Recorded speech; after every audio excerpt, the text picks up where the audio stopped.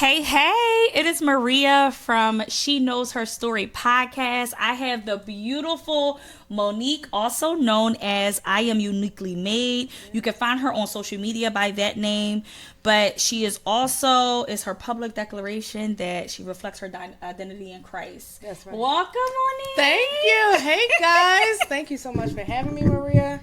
As I said before, and it's just a privilege and a blessing to be here today. So thank you. Yeah, so this is officially the second episode.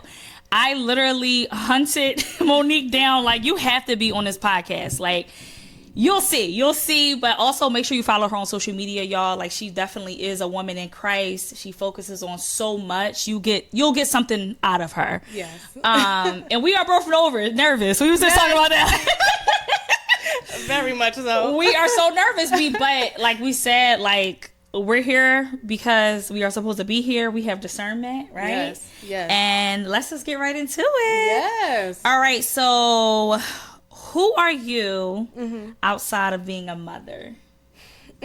Well, that's funny you ask that because I feel like my whole brand, I should say, brand is I'm Uniquely Made. That is literally who God is forming in me. He is forming something new, forming someone that has never existed in my bloodline. Forming that strong-willed woman, or forming the woman who turns to Christ. Because I feel like within my family, women or people have declared Christ, right, but lacked power. And so he's forming the woman who has power. And that's who I am. Like, outside of motherhood is just like another cap, Marriage is another cap. But at my core, I am uniquely made. I'm someone who God is working on, and I can't wait to see the finished result, whether in this time or, when all is said and done in this time. Yes. I love that, Monique. Thank you. So you breaking, like, you starting a whole nother generation. Yes. Like, you, okay. Mm-hmm. That's how I feel like I feel like I was the seed changer, that the things that have grown, and I'm talking metaphorically, like in a garden, things that have grown, I was like, what is this? Asking that question in my family. What have y'all grown here, in this family? And I don't like it. Yeah. Because it leads to brokenness, it leads to trauma, and like I needed to face that in order for the saving, not just myself, but for my lineage, what's to come, So yeah, I was the one that turned. Yeah. I like to say that. Yeah. Okay, you bloomed. Yes. All right, so the next question is great. So when you became a mother, right, what surfaced from your childhood? I think the lack thereof. We said. Yeah. I really think it was like, wait a minute, like, first of all, it was that reality that I didn't get that. Like, I had the mother in, role, right? Obviously, we're all born from a woman. She was alive, but I didn't get the essence of mother. I didn't get the nurturing. All what had took over was nature, nature versus nurture. It was just, I had to learn like what it was like, what it is like to be a mom, and to basically learn like from what I didn't get. So basically examine, and that was a hard piece too for me to kind of face what I didn't get, because I didn't know another framework. All I knew was what I didn't get. So but the antithesis to that, the opposite to that is, well, what did you get? I got what I didn't get. You see what I mean? Yes. And so I had to face that harsh reality, and no, I didn't get, love and affection and care. And I mean, like, truly cared for. But when I became a mother, that was the reality. And I will admit that for a couple of years, I lived off of what I didn't get. Yeah. And I know it greatly impacted my first child, my son. I do have 2 children, a son and a daughter. I did live off what I didn't get, but I thank God that, he changed me, because my son would have, my children would have had a different type of mom. you know. Was it like a pivotal moment in your motherhood experience with your son that changed it, or was it one like you just woke up like this is what I told myself I wouldn't do and here I am? Or was it like something happened for you to make a decision to bloom? I think it was funny because I met my children's father at Burger King. I was working at Burger King from 2006 to 2017. Okay. And in 2017, I switched jobs, and I ended up working where I am now as a background researcher. But I think that point, because I had low self-esteem. If I'm being honest, like being so I didn't have a mom, like my whole upbringing was chaotic, and I know I had low self-esteem. So in my mind, Burger King was it for me. Okay. You see what I mean? Like that's all I could amount to. That was all that was there.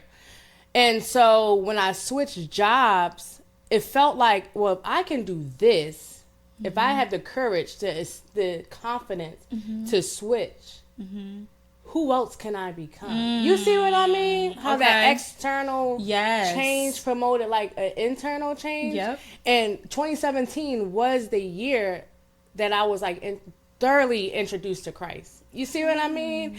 And being at that job, I was introduced to another sister, and from there, that's when it was just like, I guess the inner thing was I could change.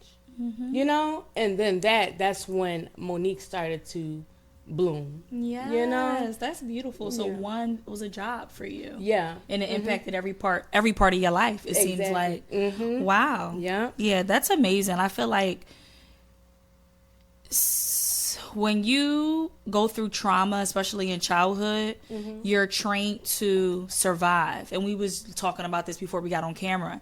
And it seemed like you were surviving because that's the tools that you were given to survive. And then you started living and had options. Like, wait a minute, I can handle this situation like this? Yes. I love it. Okay. And I feel like that's like a part of your blooming. Like, it's like picking a different tool. Yes. You know, like, and it was right there the whole time, but you like, no, I gotta stick with this. But them rose-colored glasses have you like, no, this is the way because mama did it, daddy did it, grandma did it. But no, like I can pick up another tool. You know? Yes. You already sort of got into this, but was there anything you realized you didn't want to repeat?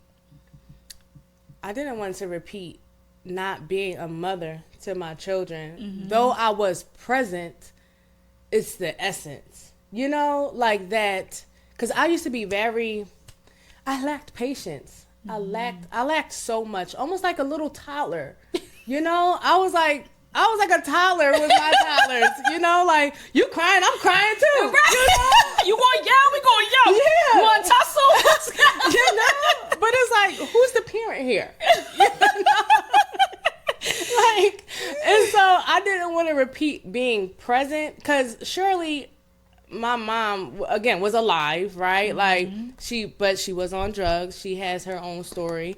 And I basically grew up with my father and grandmom and stuff like that. But I wanted them to have the essence of a mom. And the question is, what did that look like? Right. I was literally thinking that. Like, what did that look like? And it surely wasn't how I was, because I know that I was doing more harm than good. Just because you're present doesn't mean that, like, that's sufficient. You know what I mean? Yeah. And just going on that journey, and I pray that my children, I know they'll probably be affected by, like, past responses, but I have the same hope that the Lord demonstrated in me, was just change how you examine it. You know, hopefully they won't see a mom that was like lacking patience and spitfire. You know, maybe they'll see the mom who was that and turned and transformed into this. You know, and if that's possible for her, then it's possible for me. Yes. You know? No, I love that. That's Monique. The legacy I want to live. Yeah, and you know what though? Like, something I've been working on in therapy is like, one thing for me, like, growing up, I thought my mom was a superhero.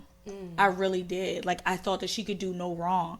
And now that I'm an adult and now that I'm a mom, it was unfair to her. like I seen her to be perfect and she couldn't make mistakes. And to go with what you're saying, I think that God was intentional in showing your children both sides, because that is reality. That's true. That is real.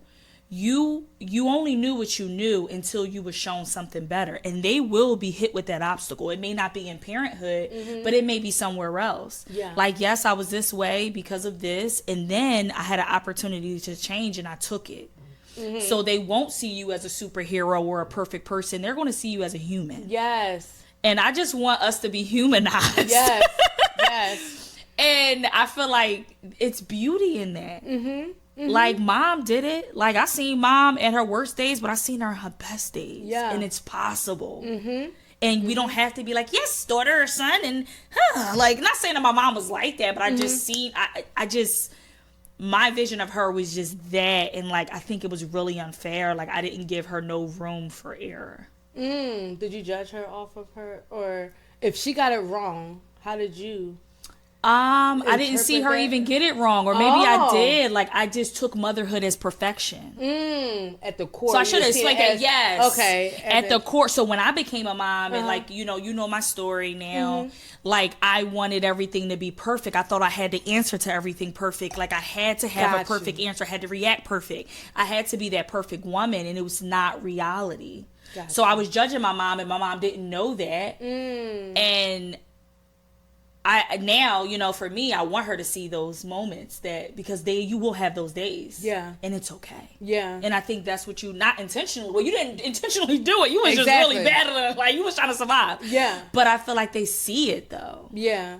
I hope that they're like, you know how you have that awareness? Yeah. It's just like, I hope that they are aware and not just like internalizing it. You know what I mean? Because they can internalize it as, and that's, I guess, the nature of a child, can internalize an improper response as like hate, or, you know, how does my mom feel about, like, you know, negatively, with negative connotation. But if you see her as a human, then it's like, okay, she messed up. And I hope, you know, that she gets it right. You know, that's why I greatly apologize to my kids. Like, oh, that's not even the kind of mother that I want to be.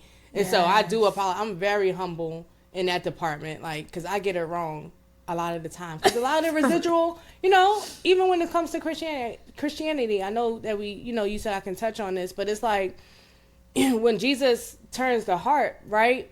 When he transforms us, yeah, we're made new, but it's also that lingering effects. You know, that like, almost like muscle memory, them lingering effects that still live, that I'm still battling. So I'm still kind of like, because I already told you once, child.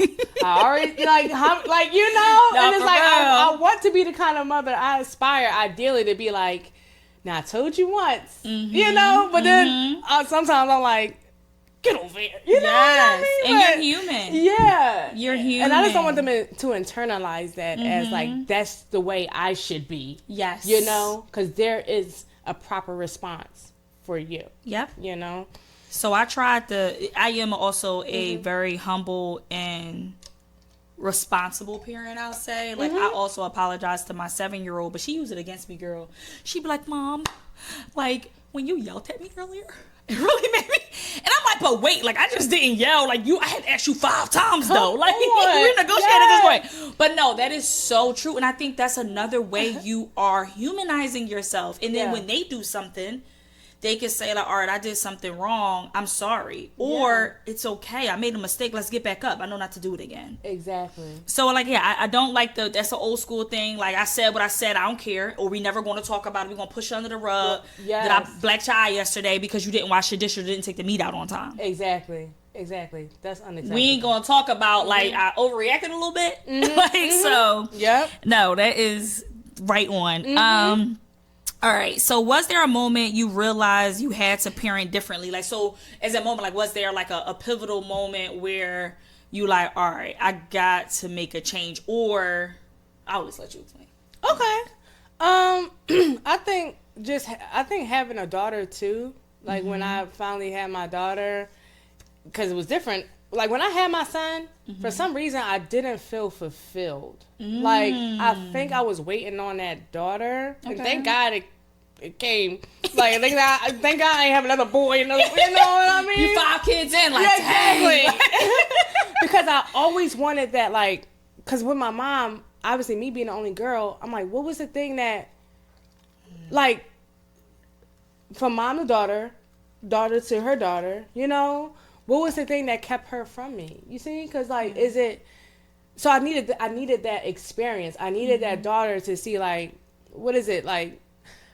I don't know. I just think having a daughter really was the moment where it really helped me to look inside, to kind of self-reflect, because I wanted her to have the mother that I never had, you know? And I think it was so different for a son for some reason. Like, I wasn't really thinking like that with him until, like, my daughter came, you know? Because I think with daughters, you really got to be careful. Because I really feel like women in general, like, we are very powerful. And a mother gives their daughter power, whether they know it or not, you know? And I just really wanted to be the person who demonstrated that, like, to my daughter. And though I'm not perfect, I think just having her in my life, like, really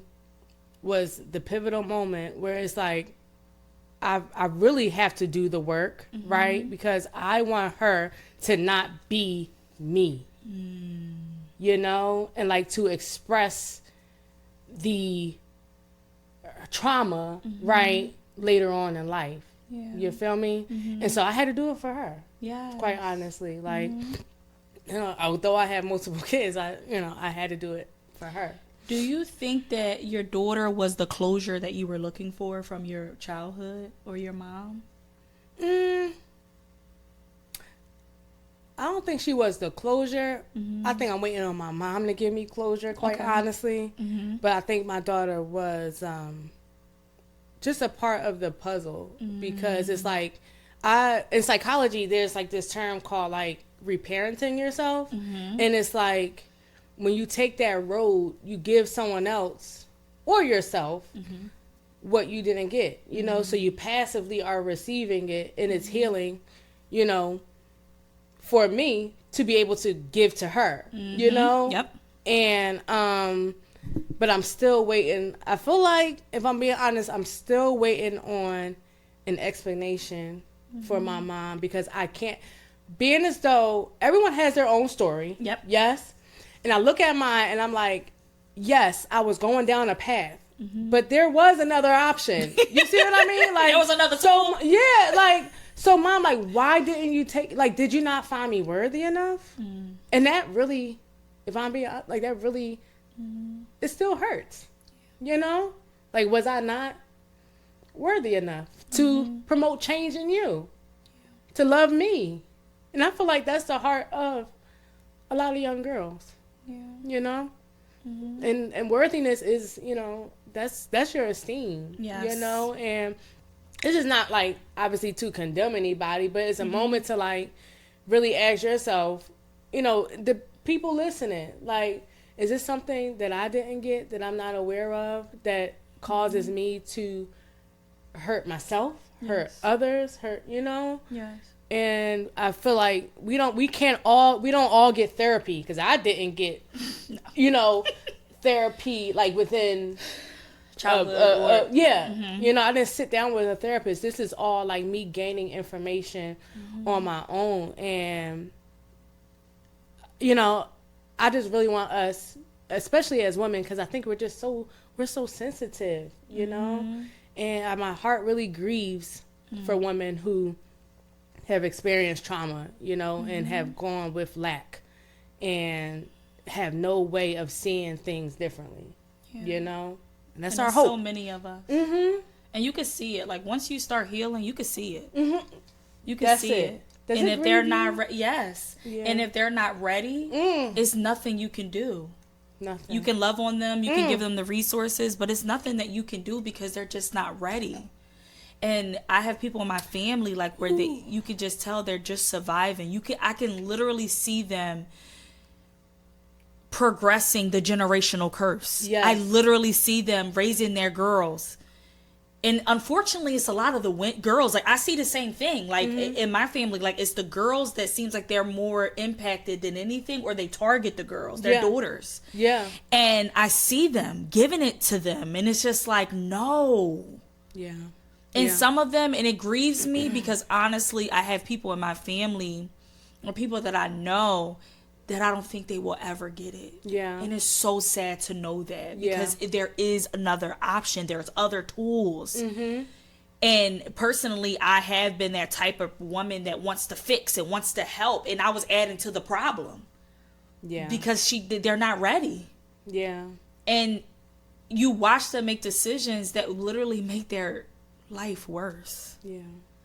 And it's hard. Yeah. It's hard. And it is generational. Just like you said, your mom has a story, you have a story, I have a story. The person I'm thinking about, she also has a story, but when does it stop? When does it I have to make a change? I don't know. It's hard to watch on both ends. The person that's doing it and the person that's receiving it. Yeah. Yeah. It's a grievance. How do you regulate yourself when you are triggered? Woo! Oh my God, that's a good one. Okay. That is a good one. And I will say I fail a lot of the times. Because it's like a process, right? From one point you're not even aware of your triggers, and then you get to a point where it's like you're aware, but then you're learning how to respond. Mm-hmm. And now, I'm on the journey of being aware and learning how to respond. Mm-hmm. So I know I'm triggered. That's the thing. Mm-hmm. Now I'm on like step 2, where it's like I'm aware and I'm learning how to respond, because I know I'm a woman full of anger, and not just like, not the anger where it's just like, I don't get what I want. Mm-hmm. It's like an anger for the world, like a righteous anger, I should say, where it's like, I see the injustices, right? I can't do nothing about it. I wish I could. It makes me angry. I see, children being neglected. It makes me angry. I can't do nothing about it. But no, that's like externally, but within home, those things still live within. You see what I mean? And I feel like I live a lifestyle of grief, of just my heart. It just grieves. And so I'm triggered easily. That's what I'm trying to say. Mm-hmm. Because I am angered, I am triggered easily, especially when like, I'm just not heard. You feel me? I feel like when my family system is not willing to hear me or wanting to dismiss, I'm triggered, and at that point, I can become if I admit, I become a little ugly. Mm-hmm. But what I'm working on is just being like, this is what I'm working on. Okay, guys? Truly, this is true, Yes. What I'm working on is being like, I see that you're not willing to listen, and that's not on me. And so I'm going to walk away and hope that whatever is in you gets resolved. And just walk away, because I'm triggered all the time. And I guess for me, the biggest thing is just, if it's a person, walking away, right? If it's something I see out in public, like someone speeding, right? And now in my mind, you're speeding, you could hurt somebody, destroy somebody else's life, and and that gets me angered. And so what I say is, Lord, please be with that driver, and I hope that they don't affect nobody else. You see? But there was a time where I would hold that anger and be like, and next thing you know, I'm taking that anger home and just, why nobody clean up? You see what I mean? And so it's just being mindful of these moments where, like, I guess the whole thing is when you're triggered, it's going against what you believe, right? What you value. And so just being aware that other people don't have those values, and they don't, and you're going to be triggered, but respond differently. Don't react, respond differently. And if I miss the mark on their response, I apologize and give me grace, and I'll retry. Yeah. That's all you can do. That's all we can do. I think it's just awareness is half the battle. Just knowing what what is your trigger, because that's hard. I'm still learning that. Like, I've had a very traumatic motherhood experience from the very beginning, so I'll like react to something and I'll be like, wait, was I just triggered? Yeah. And I didn't know. Like, I really didn't know that I was triggered. I'm just reacting to it. Yeah. So the walking away piece, Monique, is so real. And I like, literally, I'm talking to all the parents out there, the mamas. Yes. Walk away. It's nothing wrong. Literally, I will go lock myself in my bedroom if I have to, because I know that I'm angry and that child doesn't deserve that. Yes. Because they're just being kids. Yes. A lot of the time. So it's like, let me calm down, and then I'll go back around her, and then we'll discuss whatever we need to discuss. Yes. But like, reacting in that moment is not a reflection of all this hard work I put in. Right. And also a reflection of how I feel about her. Like you said, like, you don't want your Exactly. kid to internalize, like, oh, my mom didn't care. She beat me because of this, or whatever the case may be. Yeah. So I think, like, you just knowing and being aware is just, like, more than half the battle. Yeah. And let me just say this, guys. I'm not a therapist. I have done my own research, though. Yes. And that moment when you're triggered, this is what happens physiologically. It's your nervous system on alert, right? That fight or flight kicks in. And you only have a fraction of a second to respond differently. Because if you don't, you're following that same path. You see what I mean? Yeah. And when I've learned that, I learned that the response I give in that fraction of a second is the new seed being planted, is the new way of living. You see what I mean? Yeah. Because the habit, the pattern of behavior in my family is react. React. You don't like something, react. Not caring how that reaction hurts the other party, hurts the people witnessing that, how it affects them. And so, even for ourselves, that's why I go out and I minister to women who have been on drugs or homelessness at my church. And I always try to leave them with information, just to go into your own private time and do their own research, you know? And so I'd be like, you know, study the central nervous system, study the autonomic nervous system, study, you know, the sympathetic nervous system and the parasympathetic nervous system.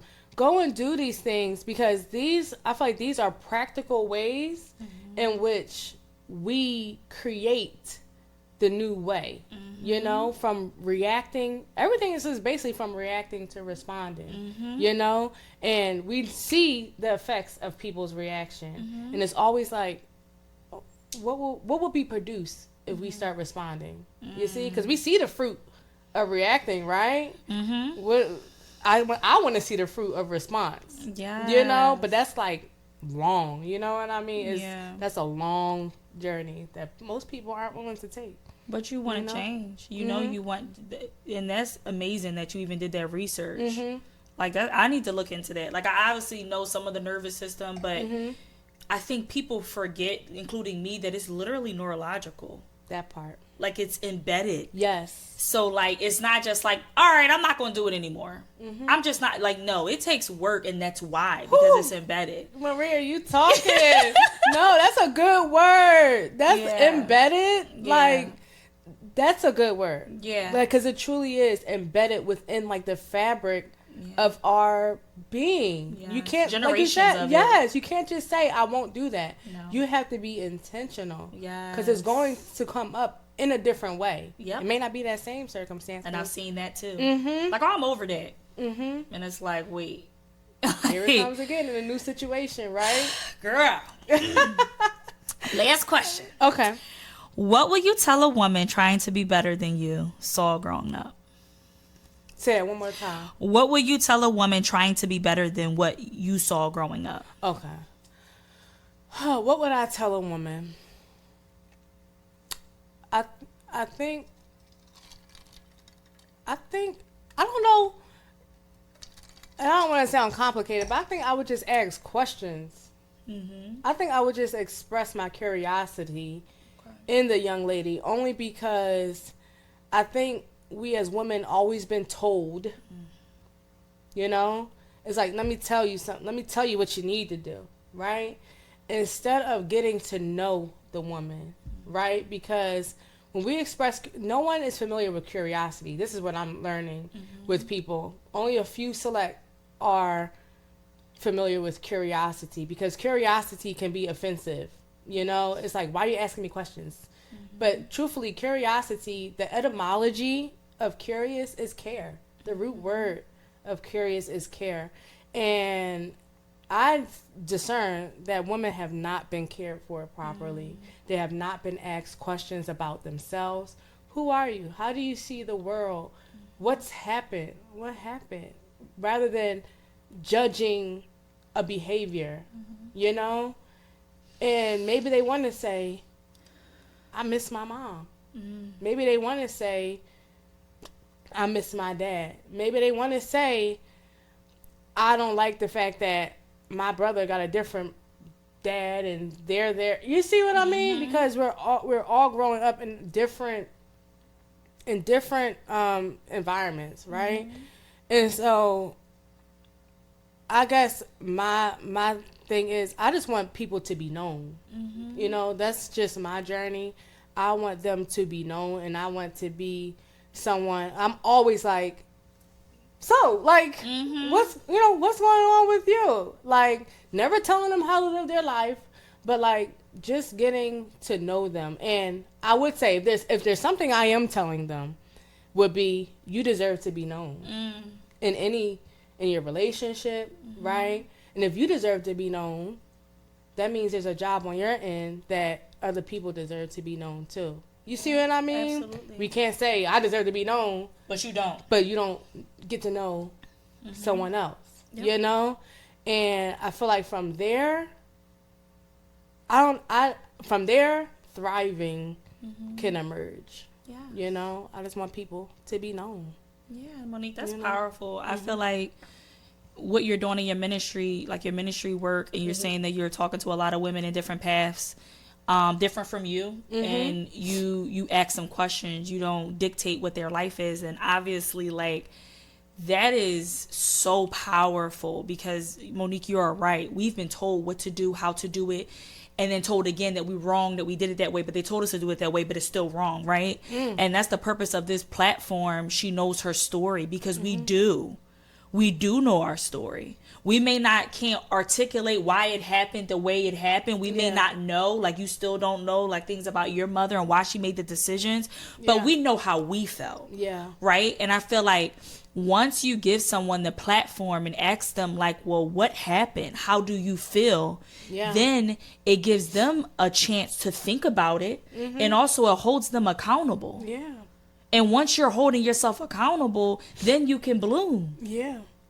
Because now you can't just make decisions. You can't lie and say, I don't know why I'm like this. No, I do. Yeah. I'm talking about it. I'm feeling it, right? So I feel like it's so important that we are telling our own story. Like, and I see that you're crying, Monique. Like, it's so real. Like, the moms out there, like, it's your story to tell. Even if it sounds batshit crazy, even if it's not a part of society standards, even if people in your family are going to look down on you, it's your story. But once you tell that story, it's your job. It's your job to see if this fits with your spirit. Exactly. Is this really what you want? Right. You can't just say, oh, it is what it is. This is how I was raised. This is how I'm going to do it. Right. No. Right. So we got a job too, but let's own our story. Don't let nobody tell you. Yeah. And once you start unveiling that, I think that's why the work I'm a little like, because I know when it's like, it's easy to say, tell your story, but it's like, child, when I kept turning the page, it's like, and how do I get through this? And what's the remedy? Like, what was I trying to overcompensate for here? Right. And what, and it's like, I grieve because that's a hard work. And it's like, if you're doing it alone, I pray for you. You know what I mean? Because some women are doing it alone, but please find, a safe space, to be able to share your story, because it's not, you may think that, and I think people have this like idea, like, it wasn't so bad. Yo, I said that. A lot. It wasn't so I didn't bad. know though. Yeah. Until you start meeting other people It's like, oh, that was your Yes. job. Oh, that wasn't normal. Right. You Oh my know, gosh. Things that It's happen not funny, within sorry. things that happen within the family system. Yes. You know, cousins and molestation and Yes. things that are Abuse. just that's just not.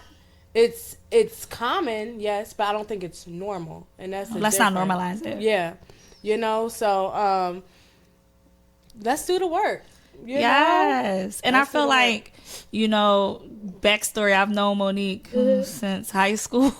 We ain't saying our age, but it's been some let's years. take it back a bit. But yeah. like, you know, just to see you like bloom, both of us, like we was high schoolers, like I don't even know how was we back then, but just to see like what you are now, like you are doing the work. And I feel like, yes, hearing do the work is like another thing on our list, right?